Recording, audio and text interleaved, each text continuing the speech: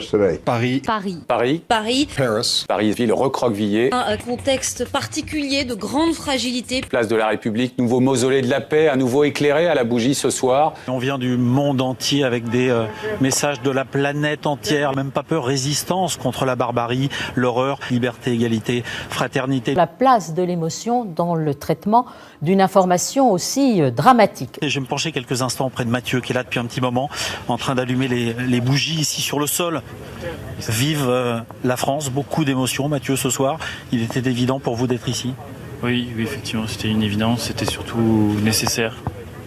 Nécessaire, pas forcément pour en parler, c'était pas prévu, mais d'être ici, moi il y a juste une chose qui m'interroge un peu, c'est voilà, toutes ces caméras, tous ces appareils photo. Bon, merci en tout cas. Mathieu, on vous laisse poursuivre cette soirée. Une certaine forme de voyeurisme.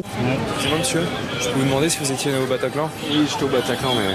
Qu'est-ce qui s'est passé? Vous pouvez juste nous raconter? Rien, ça a tiré et puis c'est tout. Point barre. À quel moment? Là, ce sont les personnes qui étaient à l'intérieur du Bataclan qui viennent d'en sortir. Lila Bellili qui a pu rencontrer deux frères qui ont perdu leur sœur. Regardez. Ensuite, je suis parti récupérer ma deuxième sœur. Elle respirait encore pour lui dire qu'on était là. Mes parents sont dans une détresse absolue. Halima laisse derrière elle un veuf et 2 enfants, âgés de 7 et 2 ans. J'ai un vrai problème avec les chaînes d'info. La brutalité d'un événement suscite toujours un choc, bien évidemment, dans l'opinion publique et puis prend une résonance particulière par son traitement médiatique. Il est normal de relayer l'émotion lorsqu'il s'agit d'événements d'une ampleur exceptionnelle, que c'est même parfois nécessaire pour notre mémoire collective. Par contre, dès que vous la jugez indécente, cette mise en place de l'émotion, eh bien vous êtes amené à réagir. Contexte particulier de grande fragilité. Il y a effectivement de quoi avoir peur. Il y a beaucoup de gens qui veulent manipuler les peurs et les angoisses et les colères des habitants. Grande fragilité. Manipuler les peurs et les angoisses et les colères des habitants. Il y a l'effroi. Je vais faire ce que nous faisons toujours, utiliser les républicains. Mes chers compatriotes, les terroristes ont engagé la guerre à la France. Notre peuple est déterminé à vaincre la barbarie djihadiste. La guerre que nous devons livrer doit être totale. Guerre totale. Notre devoir est de prendre en compte rien ne peut être comme avant. Nous sommes en guerre. Le terrorisme a fait trop de victimes. Rien ne peut être comme avant. Guerre totale. Notre politique de sécurité intérieure également. Nous avons besoin guerre majeure.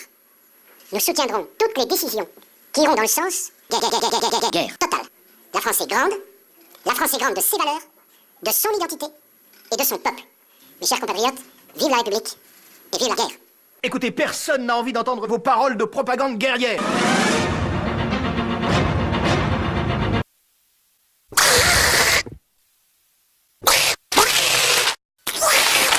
Les attentats ces derniers jours à Paris ne seront plus quelque chose d'exceptionnel. Rien ne peut être comme avant. On entre dans une phase nouvelle et les Français vont devoir s'habituer à cela. Oh, alerte au gogol! Alerte au gogol, les enfants! Faut pas avoir peur parce que sinon, c'est une usine à conneries la peur. Ces terroristes, tous ces rebuts malsains et dégénérés, notre force et notre unité. Encore sur cette connerie de Facebook, c'est pas vrai? Stan, comme on sait que c'est dur de commencer, on a une petite surprise pour toi. Ouais, vieux, on t'a ouvert ta propre page Facebook, regarde! Surprise! Non, je veux pas être happé par ce truc! Une crise majeure, exceptionnelle. On peut même dire que la France est en guerre. La France est en guerre. En état de guerre, l'armée qui se déploie. Envisager des frappes contre Daesh. Ce que je veux dire aux Français, c'est On devrait commencer par arrêter cette politique.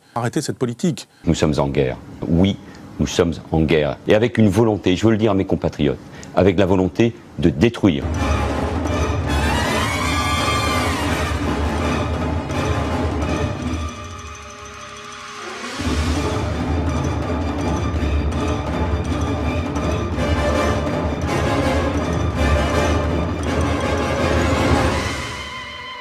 J'aime quand ça chauffe, mais pas de cette façon-là.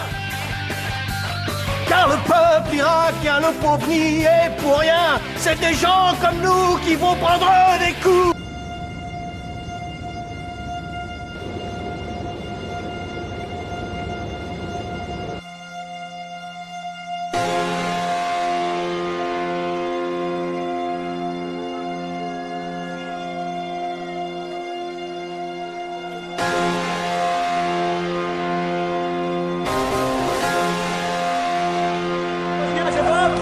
الله اكبر دوما 2/10/2015 ما في شيء الحمد لله الله اكبر هات جيب لي دوما فوق عندك فوق الله اكبر الله اكبر هات سيقم